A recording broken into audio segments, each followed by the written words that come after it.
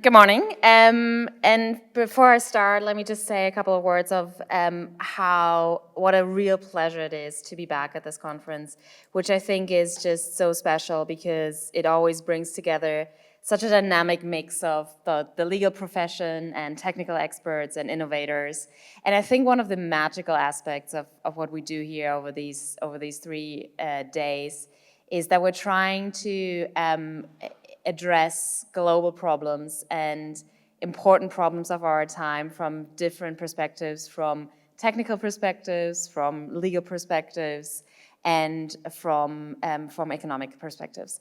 And so what I would like to do today is to focus a bit more on the legal approach to dealing with one of the biggest problems of our times, which is climate change. And I'd like to take you through some of the disputes we're seeing around the world in connection with climate change, what's already happened in the past, what's currently unfolding, and what we might expect in the years ahead. Okay, so first of all, what do we mean when we talk about climate change disputes? According to the International Chamber of Commerce, the ICC, which is one of the leading authorities in international arbitration, the definition is very broad, and you can see it on the current slide. According to a 2019 ICC paper on climate change-related disputes, any dispute arising out of or in relation to the effect of climate change and climate change policy, the United Nations Framework Convention on Climate Change and the Paris Agreement is covered. And let me just say a quick word here on the UN Framework Convention on Climate Change. It's been ratified by 198 parties at this point, including every UN member state and the EU. Article 2 of the convention sets out its core objective, which is to stabilize greenhouse gas concentrations at a level that prevents dangerous interference with the climate system, while at the same time allowing ecosystems to adapt, food production to continue, and sustainable development to proceed. This very broad mandate has been further specified by the Kyoto Protocol and the Paris Agreement, which requires states to adopt and communicate increasingly ambitious climate policies tailored to their national circumstances.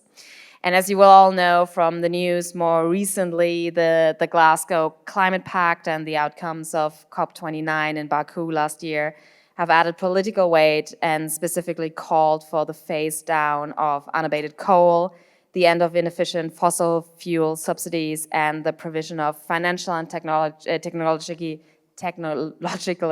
support to developing countries.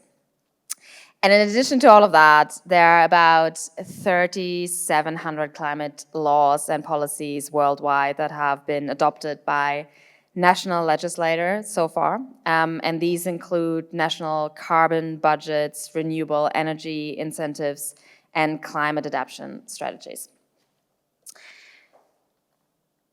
So how does all of that lead to more disputes, and how can we deal with all of the effects of climate change in a legal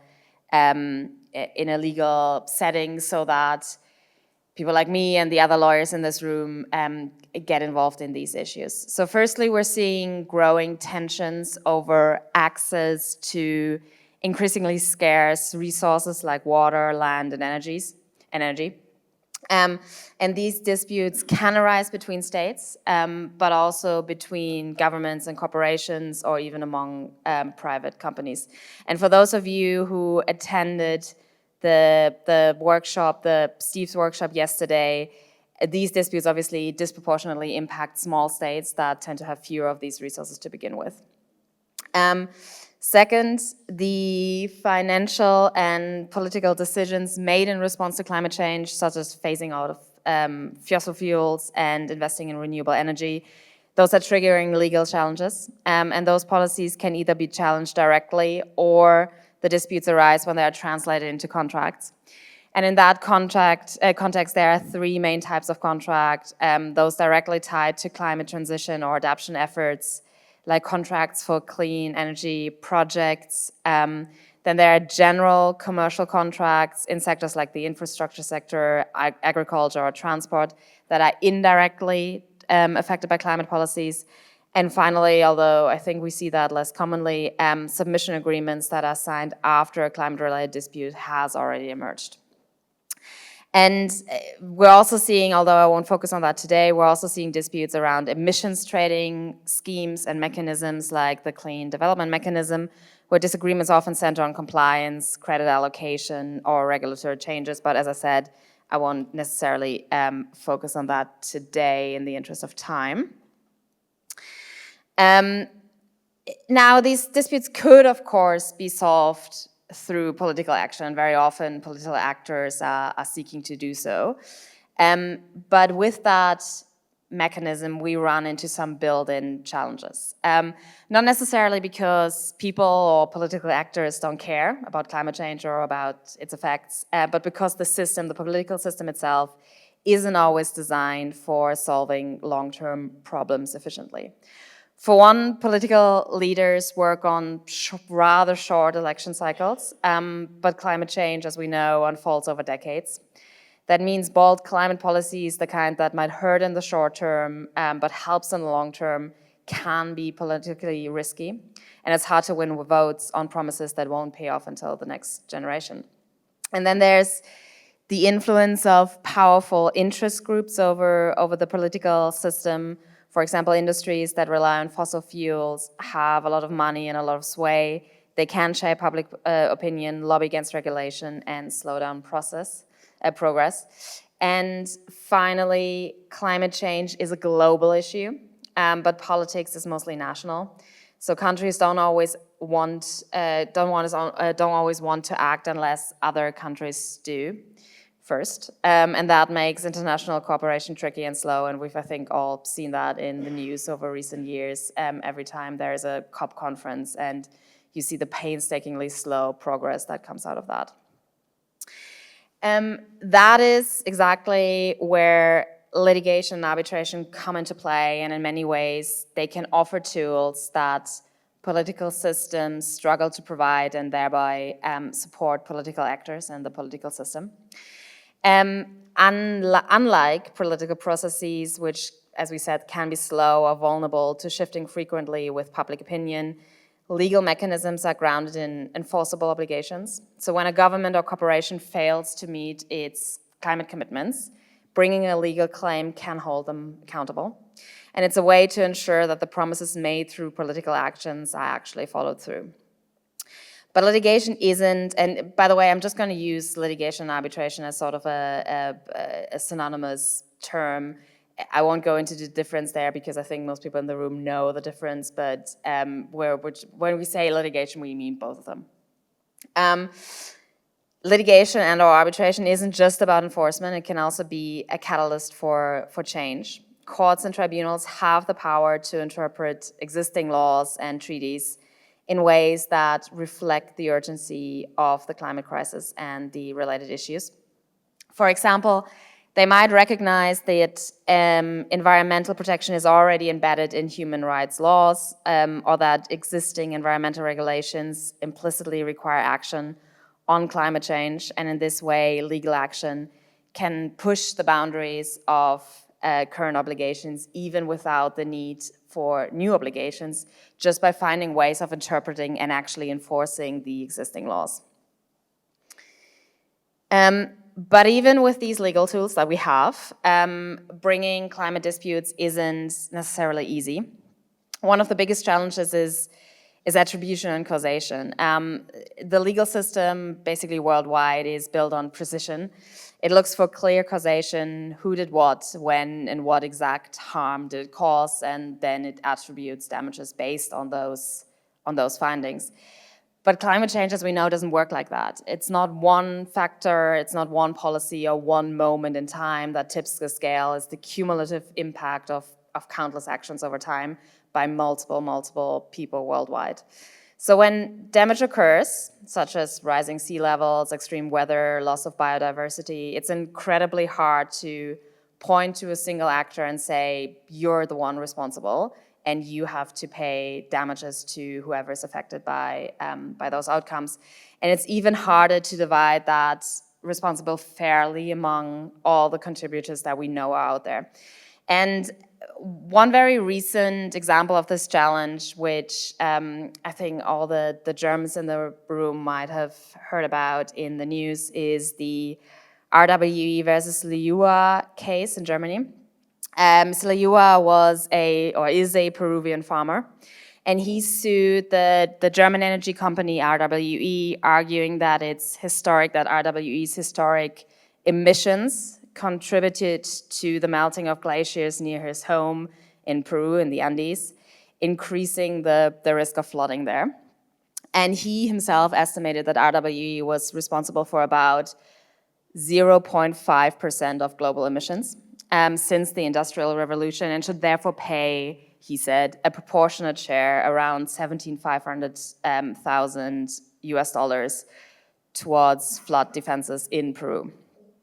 In May 2025, so about a few weeks ago, after nearly a decade of litigation, a German court, the OLG Hamm, dismissed that case and said, well, we recognize the coherence of the argument, and you have to somehow find ways to hold people responsible, even if you're a farmer in Peru, and there's an industry player in Germany. You have to somehow, it's at least a coherent argument. The judge said that the legal threshold for causation wasn't met because the 0.5% of responsibility was just negligible, and RWE had not significantly caused the climate change effects that were in dispute in that case. Beyond that particular hurdle, which again has been reported on quite a bit in the German press at least, beyond that particular hurdle, there are several other problems or challenges that make climate change cases uniquely difficult to bring. First, there's the issue of standing, so the legal right to bring a case. Courts often require that the claimant shows that they've been directly or personally harmed, but with climate change, the harm is often collective, global, and gradual, so it's very hard to show, to meet that threshold. And it's hard for individuals or even communities to prove that they've actually suffered a legally recognizable injury that's distinct from anyone else, so that they are specifically the ones who should bring a certain suit against someone. Second, many climate harms are future-oriented, so we're often at this point trying to prevent damage, right, that hasn't fully happened yet or that's slowly unfolding over time. But legal systems traditionally don't work like that, and traditionally legal systems work reactively. So they're designed to respond to harm that has already occurred, and not to preemptively intervene in complex global processes that are currently unfolding. And third, there's the challenge of jurisdiction, at least in a litigation context. Climate change, as we know, doesn't respect borders, but state courts at least often do. A court in one country may be reluctant or simply unable, really, to hear a case involving emissions or policies from another country. And even when a case does make it to court, there's the issue of judicial expertise. Climate science is complex, and it involves atmospheric modeling and emissions data and long-term projections. And while I sometimes understand about 20% of what people in this room are saying when they're talking about very technical aspects of the latest technology, that's about the same amount of understanding we have when a climate scientist is standing in front of us and trying to explain the impact and the causes of certain effects that we see worldwide. And most judges simply aren't trained in those areas. They're the same as us, and they may struggle to evaluate those scientific evidence or understand sort of the broader evidential context. And some of those challenges can be partially, at least, addressed through arbitration instead of litigation, especially in the context of complex cross-border climate disputes. Again, I'll keep this short, but as we know, arbitration offers greater flexibility than litigation procedures.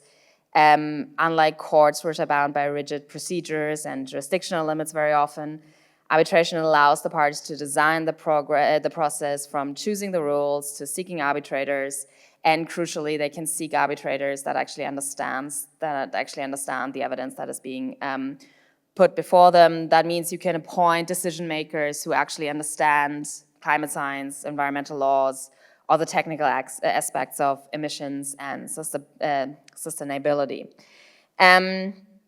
And international arbitration is also, as the name implies, international by nature. So it makes it better suited for disputes that cross borders, like those involving multinational cooperations, transboundary pollution, or global supply chain. With these thoughts in mind, and I could talk about confidentiality. Confidentiality is a bit, it's both good and bad in this context, I think.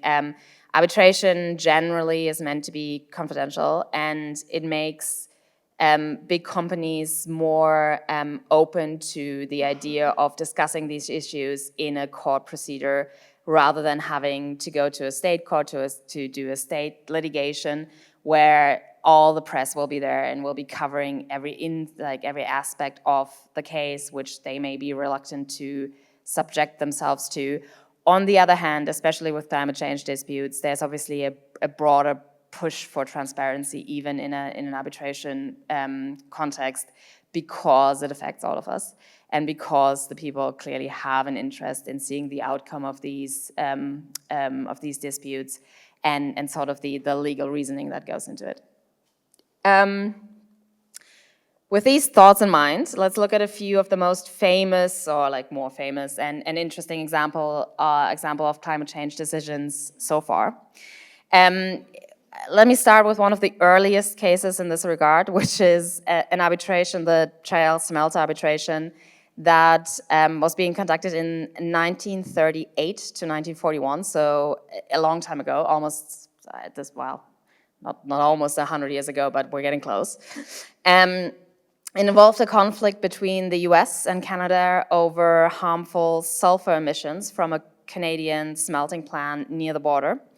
And those emissions were drifting into the US and causing damage there. And what made this case so groundbreaking was that the tribunal held in that case that Canada would be responsible for the harm, even though there wasn't any formal treaty at the time requiring countries to prevent cross-border pollution. And the tribunal made it clear that no country has the right to use its territory in a way that causes serious harm to another. And this principle, now known as the non-transboundary harm principle, has since become a cornerstone of how we think about environmental responsibilities between nations and environmental laws more generally. And that, as I said, is a very old case indeed. A slightly more recent example is the development of international environmental law in the Indus Waters Kinshasa arbitration of 2010. In that case, Pakistan brought the case before the Permanent Court of Arbitration in The Hague, arguing that India's construction of the Kinshasa hydroelectronic project was diverting water from the Indus River and causing environmental harm downstream in Pakistan. So India was working on this project upstream of the river, and that affected water flows downstream in Pakistan. And in its 2013 decision, the tribunal allowed India to proceed with the project, but required it to maintain a minimum flow of water to protect Pakistan's access to the river.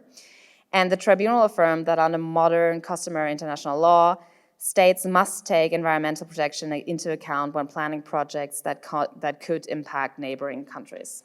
So it's a development of previous case law. Another example are cases which we see in which an investor in certain projects will use investment arbitration procedures to attack a political decision of the host state to preserve the environment. So the host state takes takes action to combat climate change, and investors will bring legal challenges against that measure. And this is a 1995 case involving Costa Rica, and in which a Costa Rican company, which was a majority owned by US citizens, initiated arbitration procedures against Costa Rica, challenging its expropriation of a large coastal property known as Santa Elena. And that land, rich in biodiversity and natural resources, had been expropriated in 1978 to create a national park. And despite the environmental motivation, the clear environmental motivation behind the expropriation, the tribunal ruled that Costa Rica would still be liable to pay compensation to the investor. And it emphasized that while expropriation for environmental reasons may serve as a legitimate public purpose, it does not exempt the state from its obligation to provide adequate compensation to the investor, which obviously impacts the motivation of the states to take those measures in the first place, right? Because they're very costly, because that means you will then also have to compensate any investors that are negatively affected by your climate change policies. And lastly, a very recently famous example, Rockhopper versus Italy. That's a case in 2017. Rockhopper is a UK-based oil and gas company, and in 2017, they initiated arbitration proceedings against Italy after Italy refused to grant a production concession for the Ombrina Mare oil field in the Adriatic Sea. And that decision followed a 2016 policy reform in Italy, in which Italy reinforced or reintroduced a general ban on oil and gas exploration within 12 nautical miles of the coastline as part of its environmental protection efforts. And despite the environmental rationale behind the policy, the tribunal, in its award, found that Italy had breached its obligation towards Rockhopper, and the tribunal therefore unanimously held that Rockhopper was entitled to compensation for the denial of the concession. However, very famously in arbitration circles, at least about 10 days ago, so on the 3rd of June this year, that award was actually annulled by ICSID because it was found that there had been a serious procedural flaw in the arbitration. That flaw wasn't related to the environmental considerations, but instead it was found that the tribunal had been improperly constituted because one of the arbitrators had failed to disclose a past criminal conviction in Italy, raising concerns about his impartiality. But it will be very interesting to see where we go from here, because this is obviously a very famous case now and it has been annulled, and so it will be interesting to see how that, whether the same outcome is reached in a second award that will now follow that, the fact that the first one has been annulled. As we can see, these cases demonstrate that arbitral tribunals can reach different conclusions when balancing environmental protection with investor rights. Much often depends on the specific facts of the case, as is always the case in any litigation, the conduct of the parties and the tribunal's interpretation of applicable legal standards.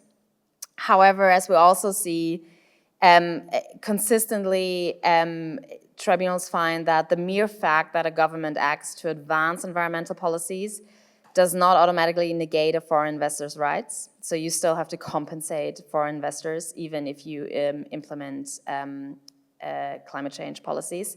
And even when environmental objectives are legitimate and well-founded, states may still be required to compensate the foreign investors if they actually interfere with protected investments under international law. And then, before we look quickly at the future, very, very briefly, renewable energy claims. So one type of dispute I wanted to briefly touch on are claims under the Energy Charter Treaty, the ECT. And in fact, the Rockhopper case that we just looked at is an example of those, so that was an ECT case. And countries, and you will also maybe have seen this in news coverage, countries such as Spain, Italy, and the Czech Republic has faced numerous arbitrations in the last decade or so, following changes to their legal frameworks for renewable energy under the ECT. And for instance, again, to just go back to a German example, in 2021, RWE initiated proceedings against the Netherlands, alleging that the country's coal phase-out policy failed to provide sufficient time and resources for a fair transition. So we'll see how that turns out. But very famously, and some of you may have heard about this, the ECT has been variously criticized in recent years, and indeed multiple countries, including Germany, have left the ECT in the last few years. And Germany was in December 2023. There are currently long sunset clauses that mean the ECT continues to have some effect, even on the countries that have since left it. But Germany argued that its membership in the ECT hindered its energy transition. And in reaction to those criticisms, the ECT, or member states, have tried to modernize the ECT to bring it more in line with today's climate goals. And that modernization was implemented late last year. Interestingly, however, even the modernized version doesn't fully exclude fossil fuel investments. And instead, it gives countries the option to decide which types of energy investments they want to protect under the treaty and which ones they don't. So, a very brief word about the future. So as we've seen, climate change, litigation, and arbitration is evolving and really pushing the boundaries of traditional legal frameworks in an effort to hold powerful actors accountable where political will has fallen short.